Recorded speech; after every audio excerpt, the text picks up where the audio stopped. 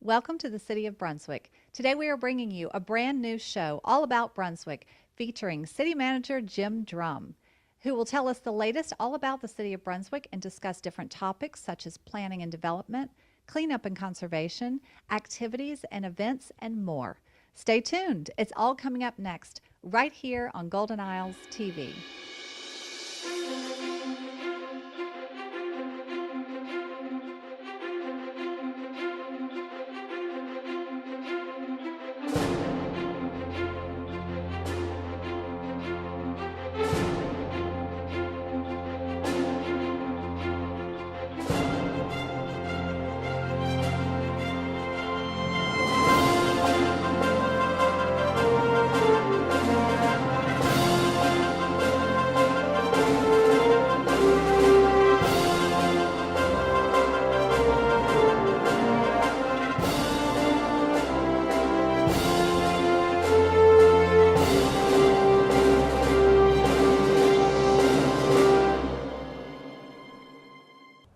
Hi, I'm City Manager Jim Drumm, and we're here today. We're having our second program with the City of Brunswick in depth, and we're going to explore some new issues. Today we're going to talk about the Neighborhood Planning Assembly and also some of the impacts of Hurricane Irma and some programs that might be good public assistance for you as residents of our community.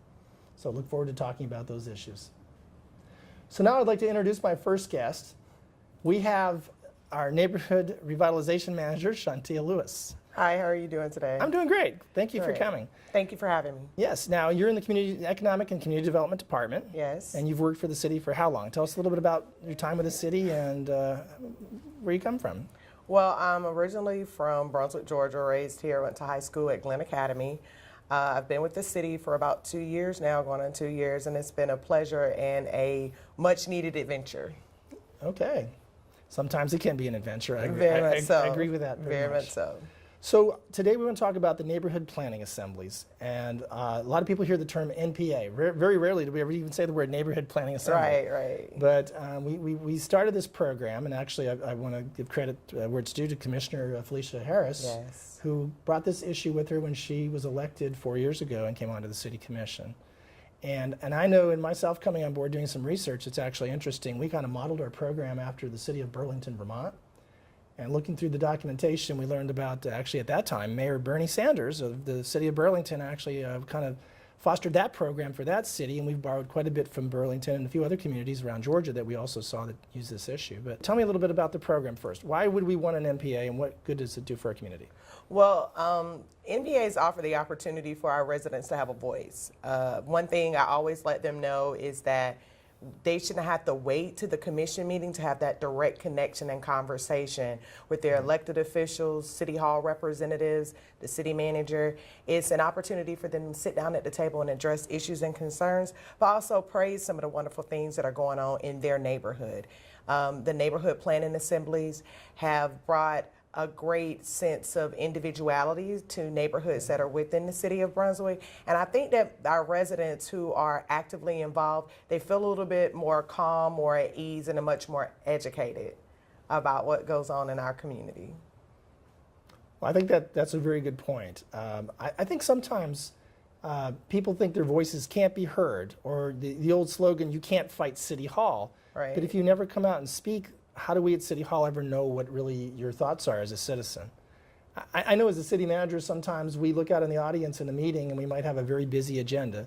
And sometimes, and I hate to say it being in government all these years, sometimes our agendas can be a little boring, but they're very important to the people who live in those neighborhoods. And if they have an opportunity to sit in those meetings, we would actually hear their voice, but they don't. Right. And so the only times when we hear from residents is when they come forward and they're angry after a decision's been made, and often the city commissioners would say, I wish you all were in our audience the night we made that decision. Right.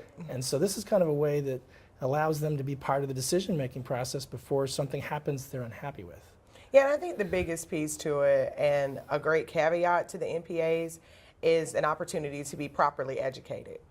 Sometimes our residents have issues and concerns, and the first place they run is to the mayor's office. Well, the NPAs during the meetings were able to educate them about the direct staff that they would be able to speak with to assist them with some of their issues and concerns. Instead of making a beeline straight to our elected officials, they can speak with a city staff member and have their issues and concerns resolved on a one-on-one basis versus boiling over, it sitting and festing and waiting to go to the commission meeting to have their issues addressed in a public forum. Well, that is good. I think it's good public education to learn that sometimes you don't need to go to the mayor, or you don't need to go to the city manager. You get to understand how the structure of the city works and what departments handle what functions. I can personally say I've had people call about a stop sign that went down, and I was out of the office one morning, and they called 3 or 4 times during the morning, wondering when I was going to call them back about the stop sign, but they could have called the Public Works Department, Right. and they would have put the stop sign up probably within 30 minutes because that's a safety issue. Right. So, yes, I think it's really a very positive a program that we have, and I think it's been somewhat successful. Let's talk about our 2 graduate programs. I think we Right. have the first one was Goodyear Park. Right. Is it called Goodyear Park? Yes, Or it's just called, Goodyear neighborhood, or it's Goodyear Park Neighborhood Planning Assembly. okay, And they were the first, and they're kind of like my pilot baby. They were already an MPA when I stepped on board with this city. So we basically mimicked everything that they did to get their MPA started for the second MPA, the official city MPA, which was the Magnolia Park College Park MPA, and they were very needed. That MPA was very needed for those particular neighborhoods. So they're up and running, and they have their chair and their steering committee, and they meet on a quarterly basis unless there are issues and concerns that they'd like to address. okay. And now I remember the Goodyear Park NPA. One of their interests was planning and looking what was happening on Altama Avenue, but also looking what might come about with the actual park that's in Goodyear on Parkwood Drive. But in addition, I think our other MPAs, the College Park, Magnolia Park, they had other more serious concerns. Right. They had the drainage, Yes. and I believe there's some even needs for street improvements in Magnolia Park. Right. And I think it gives them a great opportunity to voice those concerns. It is, and then I look at it on a larger scale. I think that sometimes our residents would like to be involved, but they have no idea how they could be involved. And it gives them the opportunity to get out the house, to meet their neighbors, to understand exactly what's going on in their neighborhood. It offers the opportunity for the neighborhood to become together like a family. I remember growing up in Brunswick that I couldn't walk down the street with someone not knowing who I am or who my grandmother was, and they didn't actually tell on me when I wasn't at home one time or when we had company in the house and we weren't supposed to as kids. I think that brings that back to our neighborhoods. The MPAs actually takes a sense of fear out of what's going on next door, and it brings a sense of family within our neighborhoods, and I think that's what we're missing. I think that, being a native of this city and watching our older generation, go on to the next phase in life and watching a younger generation take the lead, I think that we just need to reinstill a sense of peace and understanding and safety. And our neighborhood planning assemblies offer that. And when we see commissioners come to the meetings, when we see the city manager walk in the room, and we see other city staff, it offers them a sense of peace. It offers them a sense of safety. And then when the police come out and they let them know exactly what's going on in their neighborhood, how can they report issues and concerns, and what they can do to help their neighborhood become better, it instills a sense of empowerment. And that's what I think we've been missing for so long in the city that I grew up in. Well, it's good that we're working to bring it back. Yes. And I'm excited about it. And I know that we have those 2 great examples, but we've also been trying to reach out to other neighborhoods. Yes. When I think the concept was first brought forward by Commissioner Harris, one of the things we first looked at is we drew a map of the city and said, how do we draw the boundaries, what neighborhoods want to organize, what ones want to be represented. And I think we had an ambition that every neighborhood would want to do it, but we didn't see everyone jump on the bandwagon right away. Right. A couple did, but we see some now slowly showing up saying, hey, this might be a great idea. Right. And so recently we've seen the people in south of Gloucester, sometimes called Soglo, but that also includes Windsor Park and Dixville and Habersham. Right. Even the south end sometimes declares themselves separate from SOGLO or what's known as the Old Town Historic District. Right. So you've been kind of talking with those folks. What's happening there? Yeah, they're very interested in becoming an MPA.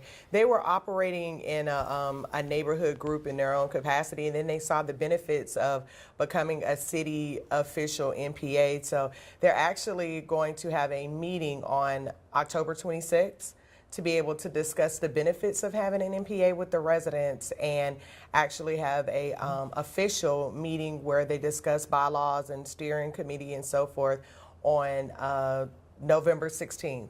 So they're the next ones to come on board. Okay. And they're going to go ahead and map out what neighborhoods would be considered a part of Old Town, and even if they want to call their MPA Old Town. So that's totally up to those residents and what they would like the name of their MPA to be.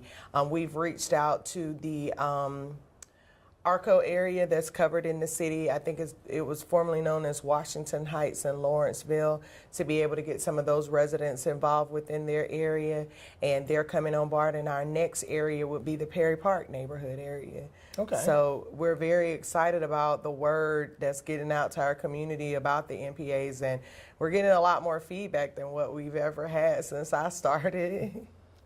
Well, great. I think it is a wonderful program that we've started, and I think it's great to hear the voices.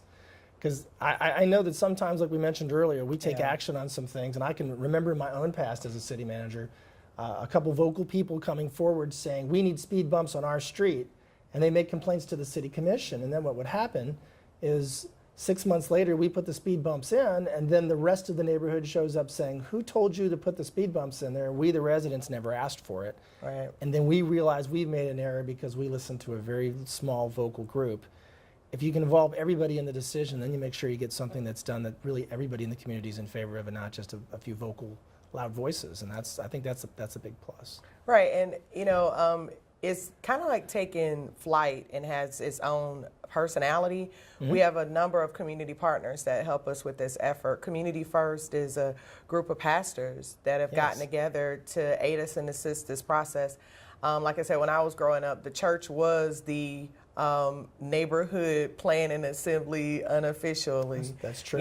You found out firsthand about what resources were available. You found out firsthand on who needed the assistance. So our churches, some of our pastors, our great leaders have stepped up and said, you can use our church. And some of our pastors have agreed to lead the MPAs. So Community First has assisted us with galvanizing some of those pastors and educating them on the benefits of being affiliated with the city MPAs. So the Brunswick News has stepped on board, and they said they'll assist us with spreading the word, go on to the radio stations and talk a little bit about their neighborhoods. So I think that it's become more unified effort. Okay, now you mentioned the pastors. Right. Reverend Mutchison he's the chairman of the Magnolia Park, College Park MPA. Right. Reverend Jeffrey Mutchinson out of College Park, and he's been very, very instrumental. In fact, I enjoy the fact that I sit back and I'm just kind of like a fly on the wall. I've been known not to say much, but at those MPA meetings, he's been the driving force behind the College Park, at the Magnolia Park, College Park MPA. He is the chair, and he and Miss Dixon have been very instrumental with getting the word out and making sure residents know what's going on within the areas of their neighborhoods. And we have a new chairman of the Goodyear Park. Yes. Well, actually, she's the tentative chair, and she's agreed to step on board. So hopefully we can convince her to take that on a regular role. Hopefully, I think that she's ready to move back where her family is. Okay. So what we're doing now, since leadership may change, we're looking to groom the next person who may be interested in chairing the MPA, in Goodyear Park. But even without a chair, they're totally functional on their own, and they pick up the different parts and they keep it moving without that quote-unquote official chairperson. So when I say it takes on its own personality, they see the importance of continuing the mission of having their neighborhoods involved with what's going on in the city. Okay. I do think, again, this is a very valuable program, and again, I'm excited about it. I think this is good. I want to clarify, though, when you said that we're grooming someone in leadership, we really don't actually, as a city government, govern these boards or committees. They're not like our recreation board Right. or our tree board or any of our other city committees or boards. Right. They're actually independent. Right. Yeah. And And that what actually, this- that's good. And it's actually, we see it as very good because Right. there's no oversight. We don't give them their agendas. We don't tell them what to do. Right. We get them launched. Yeah, they actually create their own agendas. And when I say grooming, I mean that the city serves as kind of like a TA, a technical assistance person. So if they would like to know more about the criteria of serving in the seat of a position, I'll give them information, help them research stuff that they need to find on their own. But it's totally their own responsibility to step out and be able to organize their MPA, create their own agenda, run their meetings. We'll assist with, like I said, being a technical person, but we don't have any governance of how they choose to operate their MPA. So they all could be somewhat different. Yes, very much so different. We know they all have different issues, different Yes. personalities based on their neighborhoods. Yes. And it's going to be challenging us to work with them, but we really want that input. Yes, and it's not been a issue at all. I mean, it's just mostly residents would like to know that their issues and concerns are being addressed properly and who they would like to talk to. But like I said, we don't provide any governance, or we don't govern them in any type of way. We're just there to be the technical assistance person to assist them in any area that they need that's within our parameters to be able to help. Okay. Now, we talked a little bit about the NPA. Is there any NPAs, neighborhood planning assemblies? Is there anything else that you think that the public would like to know about it, or if they have an interest in their neighborhood and they have not heard about it? Maybe they're in an area of town that has not discussed it. How would they start this whole process? Oh, well, they would just reach out, give me a call at City Hall at 912-258-9146. I'll just give you the direct connect. That's my cell phone number. And we could sit down and discuss their neighborhood and decide exactly what they'd like to do with the development of having an MPA in their particular neighborhood, and we go from there. Well, wonderful. All right. Any other comments you'd like to make about it? I think we've covered it pretty well. I think that's it. All right. Well, thank you very much. It's a pleasure having you here today. No problem. And we're going to ask you to stay on and talk a little bit more about Hurricane Irma. Oh, Because okay. we know that you were part of that. You were part of that process as well. And we're going to discuss Hurricane Irma and how it impacted the city of Brunswick at this point. I think it was a storm that we all thought it was going to move away from our community as we watched the Weather Channel. First, we were the target, and then it moved east and west and back east again. So I think many of us were surprised by the impacts of what was happening. But today I want to talk about not the storm itself and what we went through, but more or less to talk about what we need to do in recovering our community. I have joining us is Assistant Public Works Director Rick Sharnock. And Rick, you've been on the program. I didn't mean to bring you back so quick. We talked about debris, actually regular household garbage and sanitation on our first program. But today we're dealing with a lot more sanitation needs and debris than we were even 30 days ago. Sure.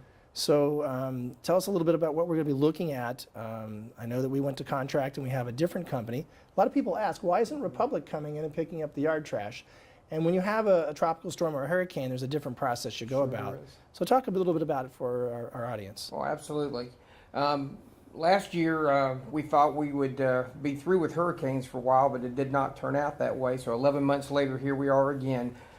We have a debris contractor that's been selected, and we hope that they will begin work next week to help pick up all of the debris, the construction demolition debris, or C&D, which is couches and sheetrock and carpeting and things of that nature that were damaged. And we also will have them picking up the vegetative debris as well. So they should get started next week. We have already, as a Public Works Department, begun right immediately after the storm picking up debris. And obviously, we don't have the numbers of people that the contractor is going to be able to bring to bear on the project. Right, and I think that's part of it. I think people see our city trucks out there, and we've been focusing on the neighborhoods that flooded. We know the College Park had flooded. We know that Riverside Drive. We know that the south end of Brunswick has flooded. We have also other Right. pockets of neighborhoods throughout the city that saw flooding. Right. So we do have, like you said, C&D household furniture. People need to put it out on the block and Absolutely. on the street curb, basically, so we can come out and get it. Right. I think knowing that we had a little bit of a delay I believe Governor Deal actually, wanting to help cities and counties in Georgia, reached out to the federal government and indicated that he would like to see the Army Corps of Engineers step in and manage the project. However, what happened was that after the Army Corps of Engineers came down from Washington, they made a determination that the damage statewide was not as great as the governor had initially reported, and good for Georgia, but not necessarily good for Glenn County and the coastal areas. What happened, I believe, at that point is that we were told to go back to our standard process of how we would normally contract for debris removal, and that probably lost us about a week because of that process working through the federal government. So we would ask everybody to be patient that we're going to move forward. We do have a plan in place. Our company is DRC, and they, like I said, they should begin next week. They will be mobilizing their units to bring a lot more trucks to bear than we can do as a public works department. Talking about the different types of debris, as you just mentioned, people need to make sure that the vegetative debris is separated from the construction, the C&D debris, because they cannot mix those two when they're getting ready to dispose of them. So just make sure those piles stay separated, and we should make this run rather smoothly. Well, very good. We do know also that we had damage in our parks, and some of our buildings had minor damage as well, but a lot of residents had damage. Absolutely. And I'm going to ask Shantia, now there are people out there who had damage to their home. It could be a tree fell on the roof. It could be a carport blew off. It could be a number of things that we've seen out there. In fact, we've documented some of those things. We hope that everybody has insurance, and insurance Absolutely. often will step in and help, but sometimes it's not there. So we have the opportunity, I think, of other agencies out there providing trees in the yard. Yeah. What do you do when there's a tree in the yard? And people, if it's a city tree, if you have a city tree in the right of way and it falls into your yard, we'll take care of that. Absolutely. If it's a private tree that falls into the street, then obviously we'll take care of things that fell into the sidewalks and streets. That's right. But there are some other unmet needs that are out there. And I guess probably to let people know, FEMA has come to town. And so if you don't have insurance, or if you do have insurance and there's some things that aren't covered by insurance, you have the ability to talk to FEMA representatives. And they're going to be at Ballard Park, which is in Glenn County, and it's on 323 Old Jessup Road. And their hours are Monday through Friday, 8 a.m. to 7 p.m. Till further notice, which we do believe, based on last year, Hurricane Matthew, they were here for at least 6 weeks. So we do believe that they will be there for quite a while. If there is a concern of the hours being changed over time, then you could definitely contact our offices, and we would be able to see another way to contact them. But we do know that there's enough damage in the community that they'll be doing that. And they're also available on Saturdays from 8 a.m. to 6 p.m. and Sundays from 1 p.m. to 5 p.m. So hopefully you have an opportunity to go and meet with a FEMA representative, and also I believe there'll be someone from the Small Business Administration, SBA, that can help you. And oddly enough, SBA not only represents and helps small businesses get back up and going again, it also provides a loan program for residents. But I'm going to ask Shantia a little bit about what you might need to bring when you go to the FEMA and talk to SBA, and then maybe talk about some other programs afterwards that we might have out in the community for our residents that are in need. Okay, so you will know it's very important that you have your social security number, address of the damaged home or apartment or business, a description of the damage, information about the insurance coverage, current contact number, mailing address, bank account, and routing numbers for direct deposit funds. Other resources that are available in the community, I want to give a special thank you to Family Connections. They've been very instrumental with connecting some of our residents with resources that are available within the community. You might want to contact the school social worker if your family is having some issues, or if you'd like to know the services that are available within the school system, you contact your school social worker, and one in particular is Gregory Jadon. Thank you to Faith Works, because they've been providing assistance with groceries for those who are in the community, and the well for those who are needing assistance and they don't have anywhere to stay throughout the daytime. They can contact the well and see what other resources are available there. And we have had some local churches to step up, some that are not even residents of Brunswick, Georgia, to provide hot meals, and we're looking forward to them stopping back through Brunswick to provide additional resources, and we'll announce to the public whenever they're here. If you do have any repairs that need to be made to your home because of Irma, we ask that you check with FEMA first and see if you can receive resources through FEMA, and then follow up with the City of Brunswick Minor Major Home Repair Program. All right, that's a lot of great resources. Thank you. Well, thank you very much. That's very good information from both of you, and I think that'll really help our residents. As we look back at Irma, it made a great impact on our community, and we've had that opportunity of working to prepare for the storm, and we've actually to recover. I want to give a great thanks out to our police officers from the Brunswick Police Department, our firefighters, both our chiefs, our fire chief, Randy Mobley, and our police chief, Kevin Jones, and the great work that they have done in their crews, and also the Public Works Department. Rick, I thank you for you and your guys out there, and I know our city team has come together in all departments to work, and also to make things better for our residents in Brunswick. We have a smaller jurisdiction than our partners in the county, so sometimes we can make things happen a little bit faster. Absolutely. And I think we can be proud that we were able to do that for our residents, and we want to thank our county as well. I think our partners with the college, the Southeast Georgia Health Systems. Yes. It was definitely a team effort to prepare and to work our recovery. Yep. So thank you all. I think what we're going to do next is we're going to look at some pictures for those people who evacuated to learn a little bit more of what we saw right after the storm. Hurricane Irma brought a lot of devastation to the city of Brunswick, and we have some slides to show that we'd like to talk about, just to show some of the people that had evacuated what our community looked like. In fact, we have more slides in this, and maybe later on we can put some of these on our website. But I'd like to go through a few of them. First is, as you're trying to drive back into Brunswick, you found a lot of trees and debris in the streets, which made it very unsafe. Our first picture is just a typical scene of limbs and trees that were tangled in wires down along our city streets. But we did have also a lot of flooding. College Park, a subdivision that has seen a lot of water in the past, and one that we're currently working on, trying to work with our county government and jointly working on an engineering project to alleviate some of the flooding concerns out there. Unfortunately, we did see another storm, and we saw water get into houses in College Park once again. So I'm going to move on to our next slide. We not only in the residential neighborhoods, but we also saw flooding along our commercial corridors. And we have one showing McDonald's and Popeye's fried chicken out on Highway 17. If you look at the picture, there's a tree that looks like it's in a lake, but that's actually in the median of US Highway 17.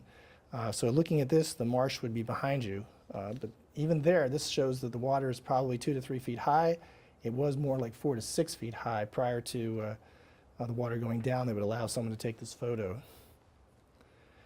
Another well-known intersection in Glynn County and Brunswick is the Taurus Causeway, where it intersects with Glen Avenue, or US Highway 17 as it's also known.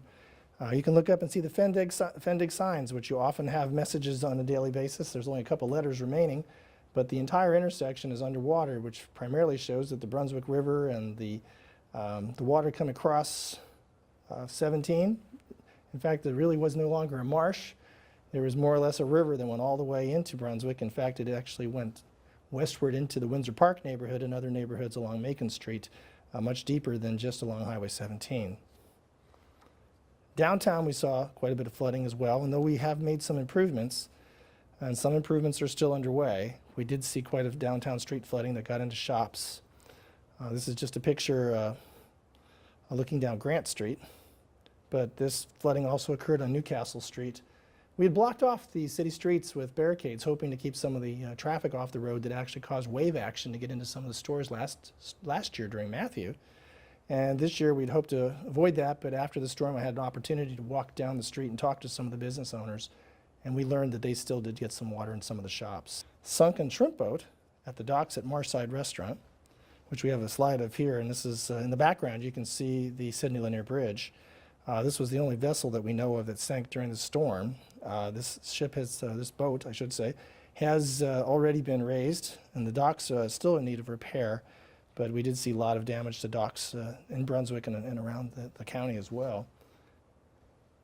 I guess our last slide, it's kind of an interesting one, and we had a boat come over the wall in Sydney Lanier Park, also known as Liberty Ship Park, and this is under the Sydney Lanier Bridge. And the boat broke loose where it was tied, and it found its way during the high waters into the park, and it floated under a picnic pavilion, and it just perfectly balanced itself on the bench of a picnic table in the front of the boat, balancing on one of the grills that are installed there in the park under the picnic pavilion. And you can see in the slide that actually the water level has gone down, but it does show you how high the water got in that park. I would say the majority of that area that we use all the time for festivals like Coast Fest was under at least 2 to 3 feet of water. So we did see quite a bit of flooding. It came in very quick from the people that stayed in our community, and it actually exited almost as fast as it came in, but it did quite a bit of damage. So we welcome you to look at other slides that we might have on our website. Well, that concludes program number 2 for City of Brunswick In Depth with City Manager Jim Drumm. It's a pleasure to explore the City of Brunswick issues in depth and give you more information. So we're really pleased to be doing this program for you, the resident, to learn more about our community and to provide transparency of the operations of the City of Brunswick. I'd like to actually offer, I've had a lot of people come forward. We received positive feedback on our first program. And one thing I've heard is a lot of people have questions that perhaps we'd like to look into for future shows, or even questions that I can answer. So I'd like to offer that if you have a question for the city manager, that you would send either in writing by mail at P.O. Box 550, Brunswick, Georgia, 31521, and ask the city manager. If you have a question, I will try to answer it on air. If I can't answer it on air, I might write you back if I have an email or an address to return the question, the answer to the question. Or you could contact us by telephone at 912-267-5500, and we'd be glad to take that question and move forward and perhaps come back and give you some answers at our next programs. So thank you very much, and look forward to our next segment. 4 things to do in Brunswick in October. First Friday, October 6th, 5 to 8 p.m., downtown Brunswick. Visit the shops, galleries, and restaurants of historic downtown Brunswick. Music, food, and friends at this monthly community event. Coast Fest, Saturday, October 7th, 10 a.m. to 4 p.m., Georgia Department of Natural Resources Coastal Regional Headquarters at Liberty Ship Park under the City Lanier Bridge. Over 7 interactive environmental, educational, and resource organizations from around Southeast Georgia will offer visitors a chance to learn about Georgia's coastal resources and have some fun at the same time. Food Truck Oktoberfest, Friday, October 13th, 3:30 p.m. to 8:30 p.m. at Mary Ross Park. Brunswick's first food truck event featuring live music, games, and activities. Brunswick's Farmers Market pop-up, Saturday, October 21st, 8 a.m. to noon at Mary Ross Park. Find a variety of homegrown and homemade products expanded from Farmers Market. 4 things going on in Brunswick in October.